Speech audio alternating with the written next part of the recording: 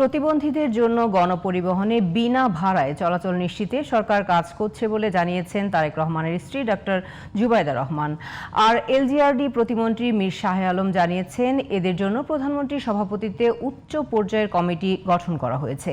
রাজধানীর কড়াইলে প্রতিবন্ধীদের স্বাস্থ্য সেবা ও পুনর্বাসন কার্যক্রমের উদ্বোধনে তারা এসব কথা বলেন। মাহি হাসানের রিপোর্টে বিস্তারিত।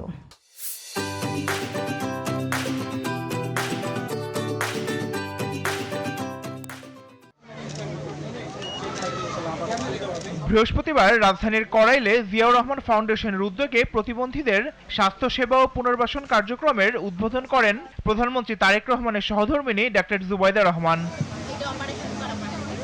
এ সময় এলজিআরডি প্রতিমন্ত্রী মীর শাহ আলম জানান, সারা দেশে প্রতিবন্ধী সেবা প্রতিষ্ঠানগুলোকে নজরদারিতে আনা হয়েছে। ত্রুটি পেলে রেজিস্ট্রেশন বাতিলে যাবে সরকার। এ সময় প্রতিমন্ত্রী আরও বলেন, নতুন করে গড়ে ওঠা প্রতিটি ভবনে প্রতিবন্ধীদের ওঠানামার ব্যবস্থা করতে অনুশাসন জারি করেছে সংশ্লিষ্ট কর্তৃপক্ষ।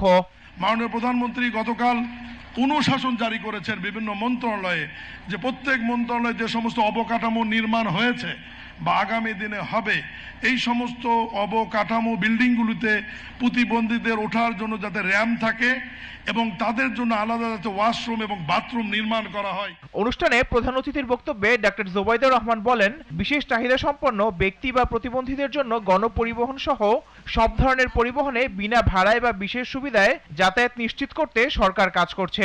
শিশুরাই জাতির ভবিষ্যৎ।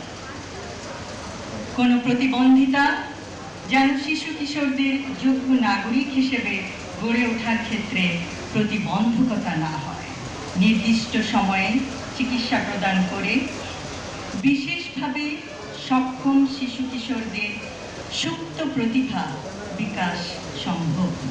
Mahi Hasan, GTV news, Dhaka.